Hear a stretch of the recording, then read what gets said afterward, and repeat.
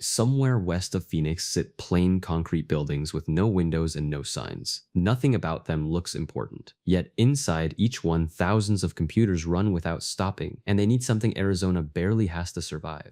These are data centers, and they are the physical home of artificial intelligence.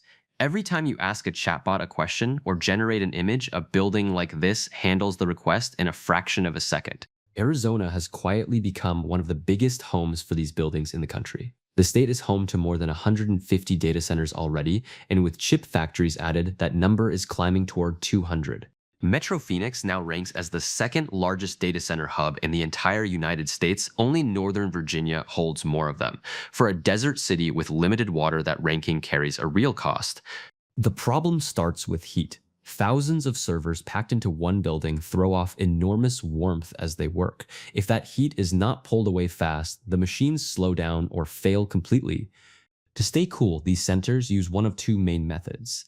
They either run giant air conditioners, which burn a lot of electricity, or they use water, which evaporates and carries the heat away. Here is the trap. In a dry place like Phoenix, water evaporates fast, which makes water cooling very effective. So the desert that can least afford to lose water is exactly where water cooling works best. A single large data center can drink anywhere from 50,000 to 5 million gallons of water in one day. At the high end, that is roughly what 16,000 American homes use daily. Take the Meta Center in Goodyear just west of Phoenix. By the company own accounting, it used about 56 million gallons of drinking water in a single year. That equals roughly 670 households in that town. Now stop and add up all of them. A sustainability group called Ceres estimated that the data centers running around Phoenix used close to 385 million gallons of water in 1 year just for cooling. And that figure is only the beginning. The same analysis projected that as planned centers come online, Phoenix data center water use could climb near 3.7 billion gallons a year. That is almost a tenfold jump. To put that in plain terms, the projected increase alone is nearly twice the water needed to supply a city the size of Flagstaff. All of it going to keep computers from overheating. Now here is where it gets tricky. Cooling with less water means burning more electricity, and cooling with less electricity means using more water. Engineers call this the water and energy trade-off, and Arizona feels both ends. So water is only half the story. The other half is power. These buildings are among the hungriest users of electricity ever built, and Arizona is feeling that appetite grow month after month. Right now, data centers already use around 7.4% of all the electricity generated in Arizona. That is a large slice for buildings that most residents have never seen and could not point to on a map. And the climb is steep. By 2030, some projections show data centers consuming more than 20% of all electricity in the state. 1/5 of Arizona power feeding machines that never sleep. Arizona Public Service, the largest utility, expects its peak power demand to jump about 40% by 2031. The company points to data centers as the single biggest reason behind that surge. The requests coming in are staggering. Extra-large power users have asked Arizona Public Service for more than 19,000 megawatts of electricity. That is more than double the utility entire peak demand today. In early 2026, Governor Katie Hobbs released an energy plan with a warning. If every proposed data center project moves forward, demand on the two big utilities could nearly triple, needing up to 29,000 megawatts of new power. To grasp the scale, a single large data center building can need as much power as a small city. Arizona is being asked to build many times its current capacity, and the grid was never designed for it. Building all that new capacity costs money, and that cost lands on power bills. Arizona Public Service and Tucson Electric Power both asked for rate increases near 14% for residential customers, pointing to data center demand. For a typical household, that request works out to roughly $20 more on the monthly bill. The utility filed for hundreds of millions in extra revenue, and much of it traces back to serving these centers. Now the utilities push back on this. They say large users pay for their own cost of service and that residents are shielded. But the Phoenix mayor said an executive admitted part of the increase serves data centers. The fight has reached the state level. Arizona Attorney General Chris Mays stepped into the rate case and challenged the increase, arguing that ordinary families should not quietly pay to power the growth of giant tech companies. There is also a rule change worth knowing. Arizona now lets utilities raise rates every year through a formula instead of long reviews. Critics say this shifts financial risk away from companies and onto everyday customers. Here's a hidden twist most people miss. Making electricity also uses water. Power plants burn fuel to boil water into steam and cool it back down, so every megawatt a data center pulls carries a water cost too. The same series report estimated that water used by power plants to serve Arizona data centers could quadruple in coming years, reaching about 14.5 billion gallons a year, enough to supply at least 50,000 homes.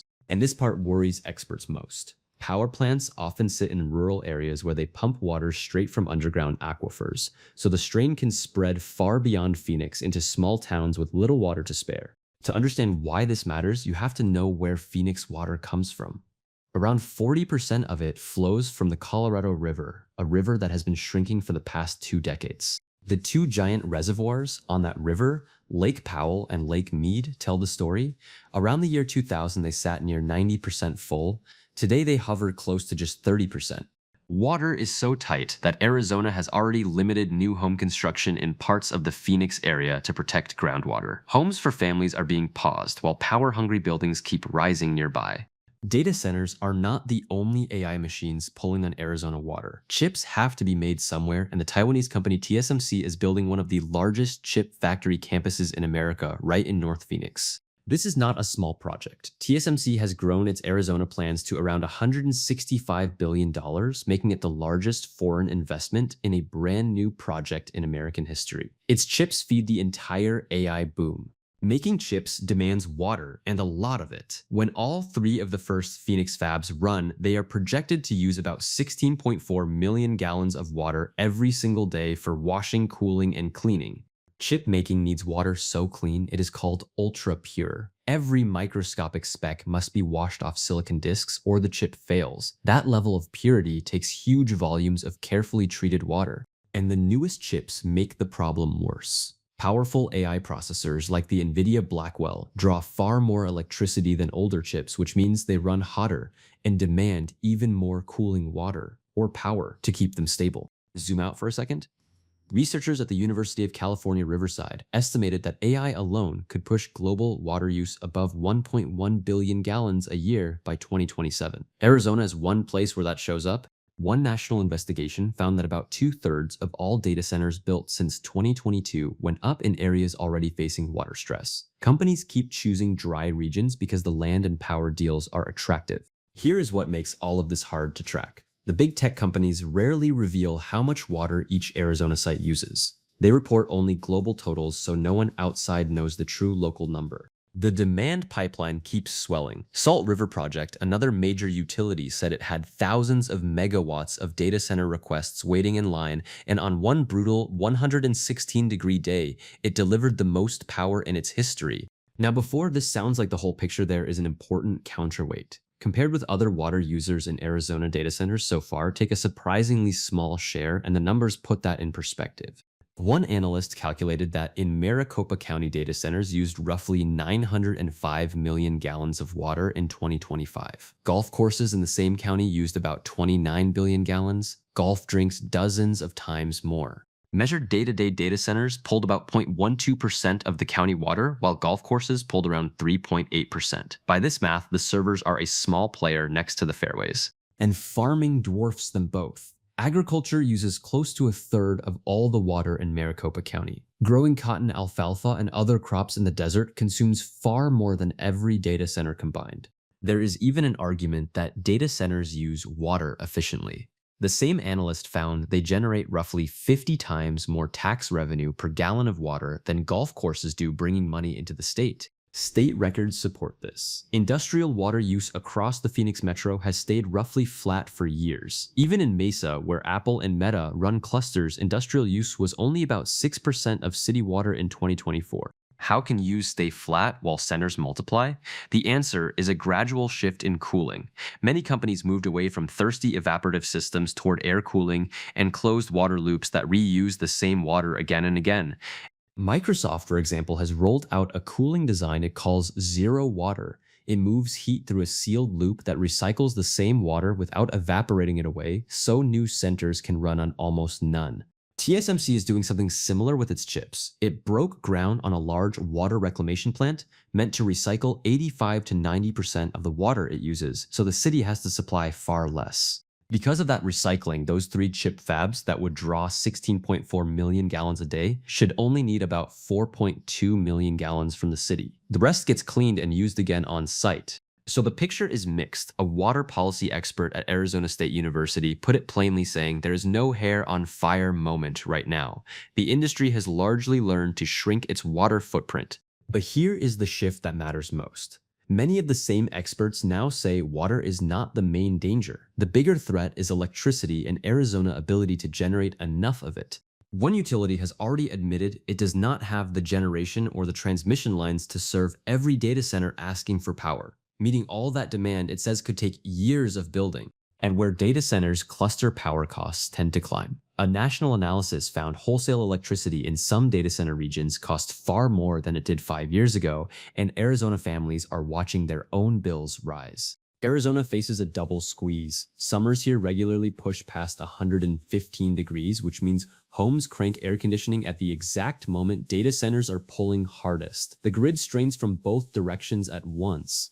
Lawmakers are starting to react. Governor Hobbs proposed a plan to charge data centers a surcharge of about 1 cent for every gallon of water they use, pushing companies to pay more for the resource they consume. For years, Arizona lured these projects with a sales tax break that cost the state around $38 million a year. Now the governor says the incentives have done their job and that break may soon end. The reasoning is simple. Arizona has already grown into one of the top 2 data center markets on the planet, so state leaders feel they no longer need to give away tax dollars to attract more of them. There is also a push for what some call a ratepayer bill of rights. The idea is to force data centers to build and finance their own power and backup so families never end up covering the bill for them. Some tech companies have started making promises too. Facing public pressure, a few pledged to cover their own infrastructure costs and even to put back more water than they take from the communities where they build. But promises are hard to check when the numbers stay hidden. Without required public reporting on water and power at each site, residents are left trusting figures they cannot see or confirm for themselves. Local reactions are split. Some towns like Buckeye west of Phoenix have welcomed the boom for the jobs and money it brings. Others have pushed back, worried about strain on water and power. So is AI really draining Arizona? The honest answer is that it is pulling on the state resources in real ways, but the water drain is smaller than the headlines suggest, while the power drain is larger. The bigger worry is the direction. Today the numbers look manageable, but projections show water use and power demand climbing sharply if even a fraction of the planned centers actually get built in the coming years. If you are thinking about moving to Arizona, this matters for your wallet. Rising power bills, tighter water rules, and slower home building are all shaped in part by the machines running this AI boom. The signs to watch are clear. Keep an eye on your utility rate cases, the state energy plan, and any new rules on water reporting. Those decisions will shape life in the Phoenix Valley for decades. There is real hope on the technical side. Better cooling, recycling, and reclamation are already cutting water use per building. If those advances keep spreading, the water drain could stay small even as the number of centers grows. Power is the harder puzzle. You cannot recycle electricity the way you recycle water. Every new center needs real generation, and in a state that already bakes each summer, that is a serious engineering and money challenge. In the end, Arizona is running a giant balancing act. It wants the jobs, the investment, and the standing as a tech powerhouse, but it has to weigh all of that against water and power it cannot easily spare. Which brings us back to those plain buildings in the desert. They look like nothing, yet they now sit near the center of some of the biggest questions about Arizona water power and future all at once. AI is not draining Arizona dry today, but it is quietly reshaping how the state uses its most precious resources. Watching how that story plays out may be one of the smartest things any future resident can do.